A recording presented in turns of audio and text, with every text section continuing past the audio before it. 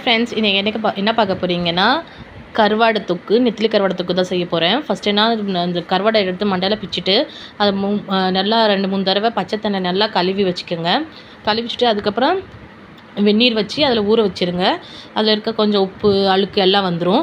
அதுக்கப்புறமா ஒரு வடை சட்டி வச்சுங்க. அதில் கொஞ்சம் எண்ணெய் ஊற்றி எண்ணெய் நல்லா காயட்டும். அதுக்கப்புறம் எண்ணெய் காஞ்சோன்னா நீங்கள் அதில் கடுகு கருவேப்பிலை போட்டு நல்லா பொரிக்கட்டும். பொரிச்சப்புறம் பொடி பொடியாக நறுக்குனா வெங்காயம் வெட்டி போடுங்க. வெங்காயம் போட்டு நல்லா வதக்கிக்கோங்க. வெங்காயம் நல்லா வதக்கிக்கோங்க. நல்லா வதக்கினதுக்கப்புறம் பிங்கிஷ் ஆனதுக்கப்புறம் அதில் நீங்கள் பொடி பொடியாக கட்டின தக்காளி போட்டுருங்க. தக்காளி போட்டு அது நல்லா வதக்கிட்டு கொஞ்ச நேரம் கொஞ்சம் உப்பு போட்டுக்கோங்க. கொஞ்சம் வேகமாக வெந்துடும், குழஞ்சிரும்.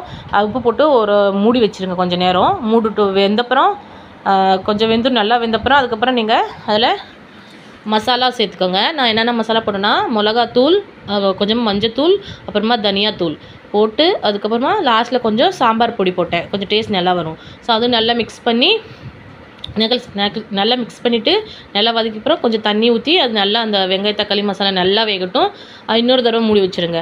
கொஞ்சம் நேரம் மூடி வச்சு அது நல்லா வெந்து வந்துடும், எண்ணெய் பிரிஞ்சு. அதுக்கப்புறம் நீங்கள் அந்த கருவாடு கழுவி வச்சுருந்தீங்களா அந்த தண்ணி பாருங்கள். நான் கருவாடு கழுவிச்சு பாருங்கள், அதில் எவ்வளோ அழுக்கு மண்ணுன்னு இருக்குது எல்லாம் வந்துடும்.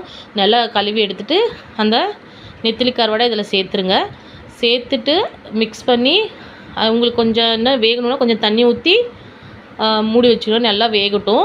நல்லா வெந்தப்புறம் தெருவே மணமணக்க நெத்திலி கருவாடு தொக்கு ரெடி. பாருங்கள், சூப்பராக ஆயிடுச்சு.